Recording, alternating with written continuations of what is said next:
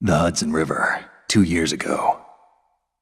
We had classified intelligence that a new type of Metal Gear was scheduled for transport. I played this game on the PS2, not when it was released, but probably around 2009 when the PS3 was already in full effect. Nevertheless, this is one title you won't want to miss, even more so now that it's in high definition. The game takes place after Metal Gear for the PS1 with the incidents at Shadow Moses.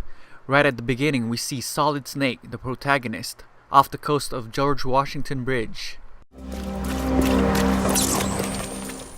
He is investigating a ship that is supposedly carrying a Metal Gear.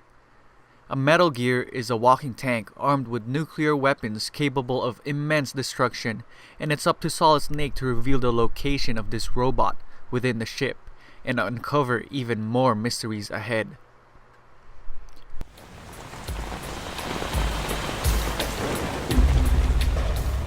First and foremost, Metal Gear Solid is a stealth game. Not an action, not a first-person shooter. It's really a puzzle from one area to the next that requires you to use your brain. Don't get anything wrong, this game isn't a simple walk in the park. You will die and see this screen a lot, and it will become annoying. And that's just me talking about normal mode if you have yet to play a Metal Gear. You have to reveal booby traps, use different sets of items, and even hide in a box to get away from your enemies. You can even don as an enemy soldier yourself. You are pretty much asked to do whatever it takes to complete the mission, and there are several ways of doing it. Patience is the key part of this game, and going at a task recklessly will get you nowhere. Marine Corps will play a central. If you don't think you're up to the task at hand, there are virtual reality missions that you can play through even before you start the game. There are hundreds of missions that have you pass through enemy soldiers going from point A to point B, but it will help you in the long run when everything is on the line. Personally, one of the best parts of Metal Gear are the codec calls you get from different people at any given time. All you have to do is give them a call with a ringtone that will be familiar to you by the end of the Any game. more unwanted gifts? You mean that?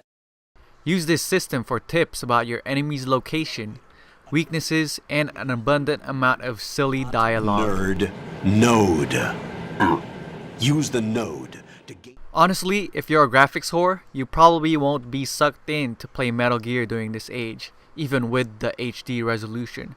But you are selling this game short, and I assure you that graphics do not matter when Hideo Kojima is mentioned within the game. The game does not look bad by any means, but the textures are considerably less appealing than the highly detailed games of today. The controls takes a bit of time to get used to once you start playing as Snake. Honestly, I didn't care that much that Snake was not playable and I had to play as Raiden the rest of the way. This is why playing games later on is so much better. The hype has gone down, everything has been said, and I didn't even know that people were disappointed that Snake was not playable back then.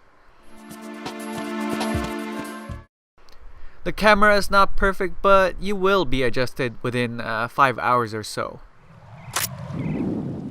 Even though this game was released years ago, the amount of detail put into this game far surpasses a lot of games released even today. And the good games of today, you can see the influence a stealth genre game such as Metal Gear has affected this media. There is something thrilling about making the entire game almost real time. This game does not span for months or years as opposed to other single player games. Everything happens in one go, and it goes by fast. This game really leaves a mark on your gaming experience as soon as you take a deep breath and think about how amazing the whole mission was.